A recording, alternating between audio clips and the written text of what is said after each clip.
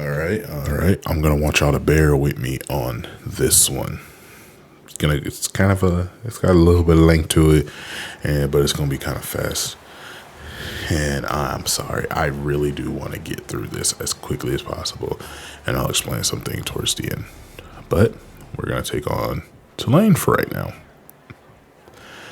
The way I'm doing this is I really just want to get through the rest of season 3, so it's going to be mainly the highlights like this run by Alex Casillas, who gets all the way to the 50-yard line. And then Nate Rogers is going to get the very next run highlight that you're going to see, where he takes it 25 yards all the way to the end zone. I mainly just want to show you guys big plays or touchdowns, field goals. Tulane would actually drive down the field, stall on a 4th and 1, get a field goal of their own to be able to be on the board. Into the second quarter now, Ryder Burton throws a dime pass to Perry Thompson, where he is dropped at the 1-yard line, allowing for James Coon to come in, bounce this to the outside, and score his first rushing touchdown of the day. Tulane would then respawn with a spin move on a run and a head down truck through 2 defensive backs to get into the end zone to once again make it a 1-score game. Ryder Burton, looking a little greedy, gets picked off, and this one would be taken all the way back to the 40-yard line, giving Tulane some decent field position where they would make it all the way to the 1-yard line before time would run out. At the end of the first half, they would go ahead and kick a field goal. To open up the second half, we would waste 4 minutes of time. And I say waste, but we would chew 4 minutes of clock and go kick a field goal. Neither team would do anything for the third quarter, and Tulane manages to have a wide open man in the end zone, great route running, to get a touchdown in the fourth quarter, where they would take a 3-point lead in the beginning of the fourth. We come back to the power formation, this time to the right on a toss play for James Coon, and he would get into the end zone. So lead switching here and there within a few minutes. Now we're looking in the last 2 minutes of this game. Tulane's QB would actually take a shot towards the end zone, and this pass would be broken up and picked off by Jeremiah Vessel. If you remember anything about some of the games that we've seen over the past couple of years where he has been the starter, he's been in the right place at the right time to really get the interceptions off those tip passes. And because of that, we would survive going against Tulane. A guy I'm interested in is a 4-star offensive guard named Darren Finch coming out of Sumter, South Carolina. Hopefully we can get on his board, as I did do some looking around, trying to make sure that our offensive line can go good, because as you can see, we are running the ball quite a bit. I want to continue to build a play action offense that, we just run the ball a whole lot. Speaking of play action, Burton gets picked off on this play action pass on the first drive of the game, and that ball is returned again around the 40-yard line. But it's University of North Texas, so UNT would have a great set of field position, or a great start to field position. And on a play action pass, they would get all the way down inside the 20-yard line. And they looking like they want to score on a big chunk play after we have our first negative play of the game being that pick.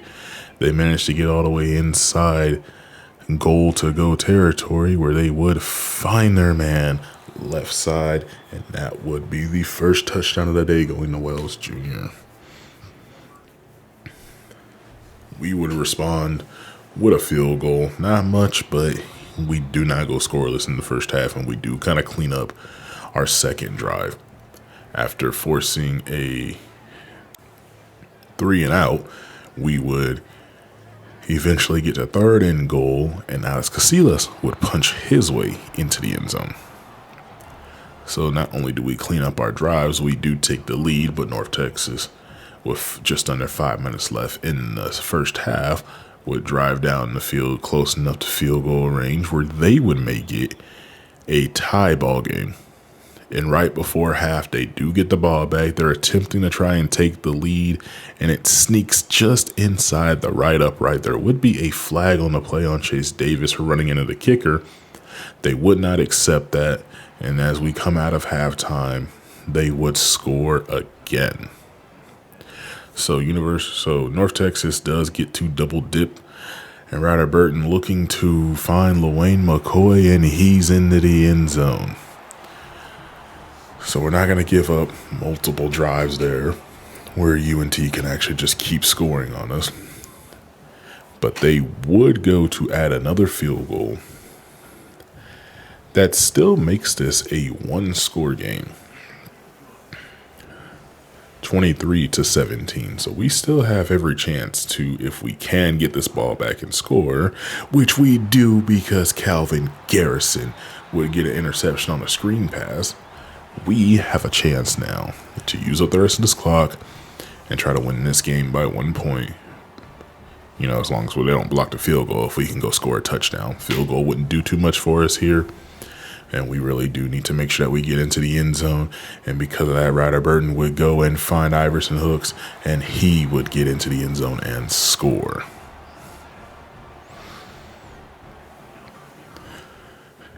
Now, North Texas, with 1:30 left in this game, would find a man wide open, and Lester Hobbs just does not have the speed to keep up with the tight end and man coverage. I don't know, man. It's just crazy how 1-5 Texas is giving us one of the hardest games we've played this year. But Ryder Burton has a little bit of a clutch gene in him. We're going to call a timeout, getting down to the goal line.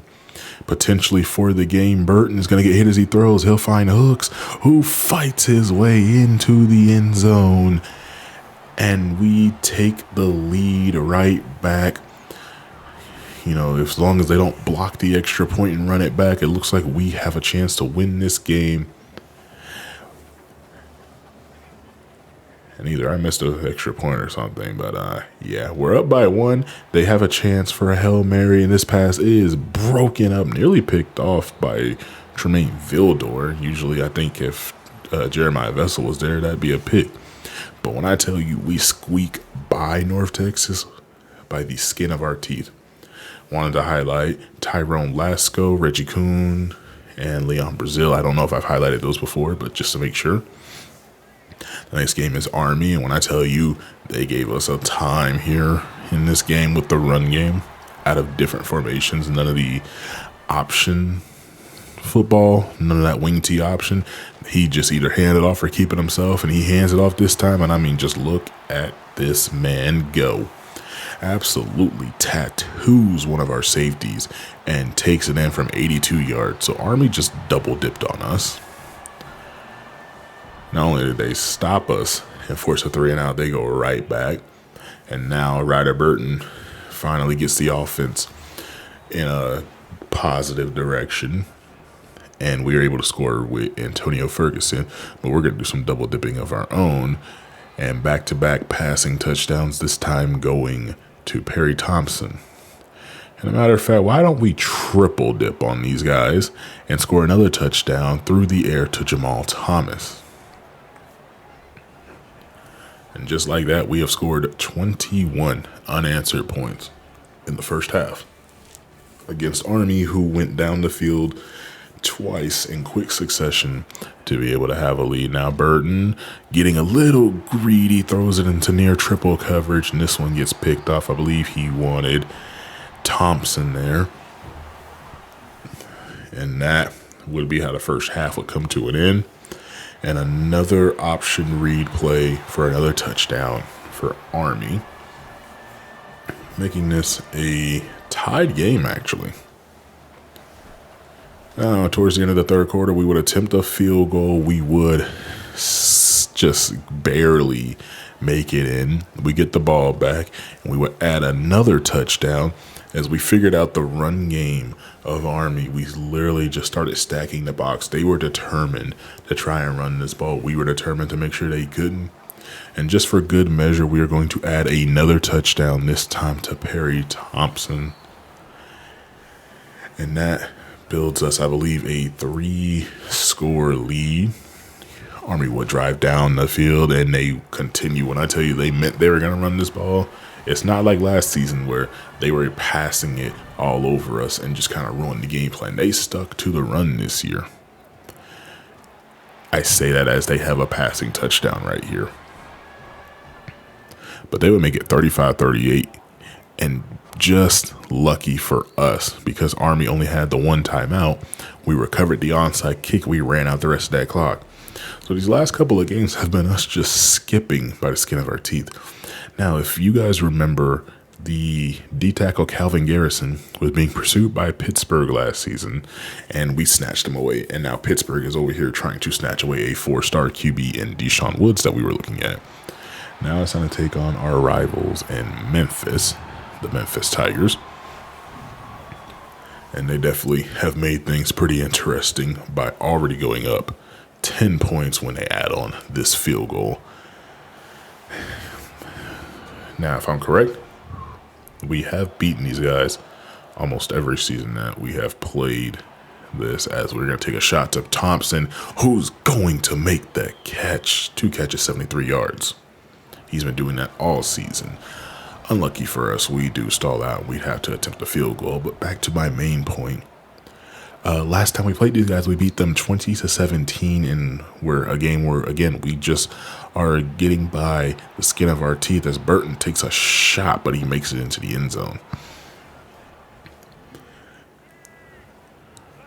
We've managed to continue to have an undefeated conference record, as the Tigers would have a go-ahead score here. But no game has actually been easy this year. Since we've lost to LSU and Duke earlier in the season, it has been the toughest year for us. I mean, yes, we beat Auburn. Yes, we beat Buffalo. After them, it's been tough with a lot of these games, as we find Thompson right side, jukes out a man, and he is gone 80 yards to the house. That would cut this from a 2-score lead down to a 1-score lead for Memphis. And with them having that 1-score lead, they want to add it back to a 2-score lead, make it 10 points, which they do by having this field goal. We would go ahead and cut it back to a 1-score lead halfway through the third by adding a field goal of our own. Now we get down to 4th and goal, where we would have Ryder Burton call his own number on a QB sneak to go tie up the game. 27 all. 7 minutes left in the fourth quarter. We would find Jalen Addison, and he stretches the ball into the end zone to give us the lead 34-27. So we've had a little bit of an unanswered scoring, we just had a drought for Memphis as we just continue to put points on the board. Now we are the ones that are up by 10. I'm correct, they were up like 24-10. And now they would cut this lead back to within 7. And again, another late onside kick where we would recover. Memphis has no timeouts, and because they don't have timeouts, we are able to run out the clock. I think you guys are seeing the trend here, as that was the battle for the bronze ribs. Could go for some ribs right now. It's like 3 a.m. when I'm doing this. I would love some ribs. And do forgive me for sounding tired. I've had to do this 3 times now because it won't save. But as of right now, we are the highest ranked group of 5 team, which means we make the playoffs if we can just win out the rest of our season. I mean, another game where we skinned by against Charlotte there, so we did win. I don't know how the committee's going to feel about that one. But when we needed it most, we could not seem to figure it out against East Carolina University. They had our number with this, and I'm going to call it BS because I can't stop it, wide zone. But We still had to play them for the conference championship. The only difference is now we're still at their place. And the major difference, we decided to just pile on the points on them, mainly after being upset that they kind of ruined our season where we could have made the playoffs. We just needed Toledo to lose. We went out and we would have been fine. We were ranked in everything. So, I mean, we put those points on them. We do walk away American Conference champions in year 3. I can't seem to find the footage for the bowl game. If I can find it, then I'll put it up next time. But other than that, I hope you guys enjoyed, and I will see you guys in the next one.